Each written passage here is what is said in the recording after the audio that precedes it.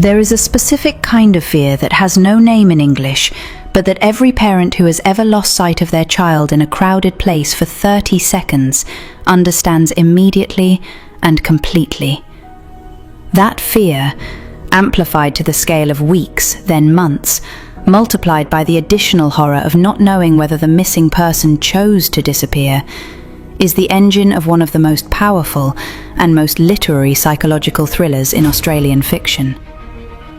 And in late 2026, Brad Pitt and Edward Berger are going to bring it to the cinema screen in a film called The Riders. And based on everything confirmed about this production, it may be the most important film Brad Pitt has made since Fight Club. Let us begin with the source material, because Tim Winton's novel is the foundation of everything. The Riders was published in 1994. It was shortlisted for the Man Booker Prize in 1995, one of the most prestigious literary honours in the English language, and it has been described by critics as the novel where Winton's writing reached its full power.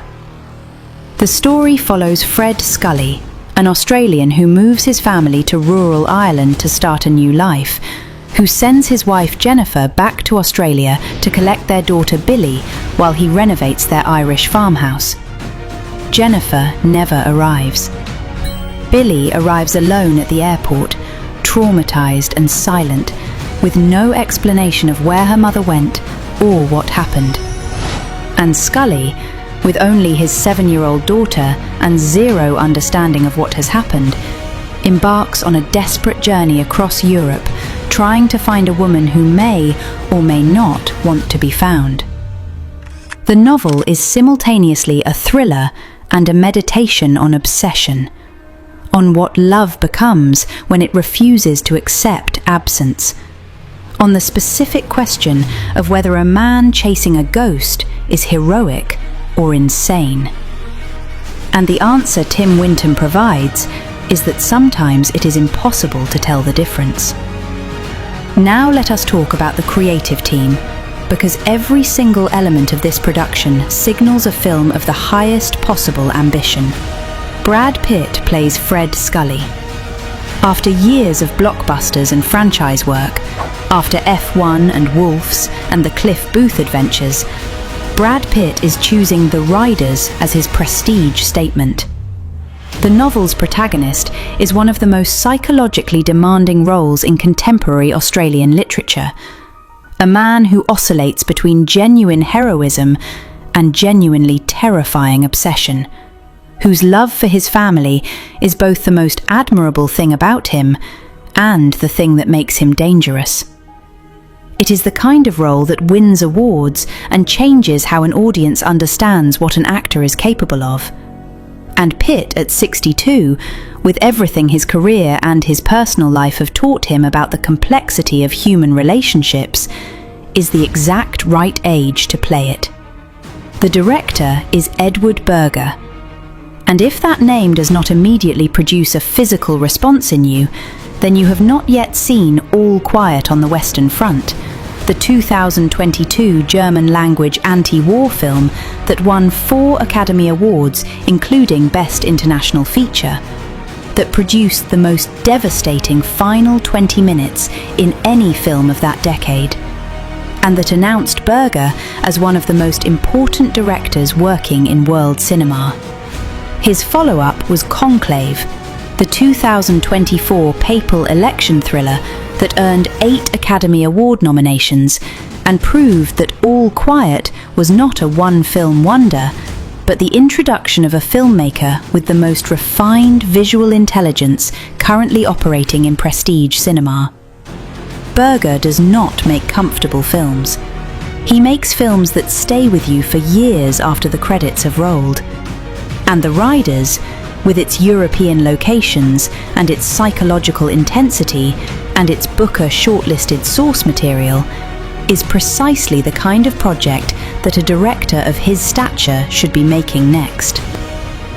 The screenplay is by David Kajganich, whose screen credits include A Bigger Splash, the Suspiria remake, and The Terror, making him one of the most sophisticated literary adapters working in American cinema today. The production companies assembled for this film represent a genuinely extraordinary convergence of prestige power: Brad Pitt's Plan B, Jeremy Kleiner and Dede Gardner, Edward Berger's 9 Hours, and Ridley Scott's Scot Free. Ridley Scott as a producer on a psychological thriller adapted from a Booker shortlisted Australian novel, directed by the man who made All Quiet on the Western Front, is one of the most exciting creative combinations in any single film's production credits in recent memory. Production began in early 2026, shooting across multiple European locations: Ireland, where the novel's first act is set; Greece and Amsterdam, where Scully's desperate search takes him; the specific geography of Tim Winton's novel faithfully rendered. Julianne Nicholson plays Jennifer, the missing wife. The role is extraordinary, precisely because it requires an actress to embody absence, to be present enough in the early sections of the story that her disappearance genuinely haunts the rest of the film, and present enough in Scully's obsessive imagination throughout that the audience never quite knows how much of what they are seeing is real and how much is delusion. Nicholson, whose career has been defined by the specific ability to suggest enormous emotional depth in very few scenes, is perfectly cast. And young Coco Greenstone plays Billie, the 7-year-old daughter who knows something she is not saying. The most difficult kind of child performance in cinema, because the audience must believe in her trauma without understanding its source.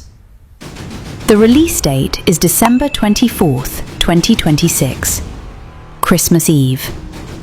A film about a man searching for his missing wife across Europe with his traumatized daughter, opening on Christmas Eve, is either the most beautifully ironic distribution decision of the year or a deliberate artistic statement about the specific loneliness that the holiday season makes visible in ways that normal life conceals. Either way, from Edward Berger, it is almost certainly intentional. The man who ended All Quiet on the Western Front at 11 o'clock on the morning of November 11th, 1918, the last moment of the First World War, does nothing by accident. The Riders is coming. And based on everything confirmed about this film, the prestige cinema event of Christmas 2026 has arrived in the most unexpected shape possible.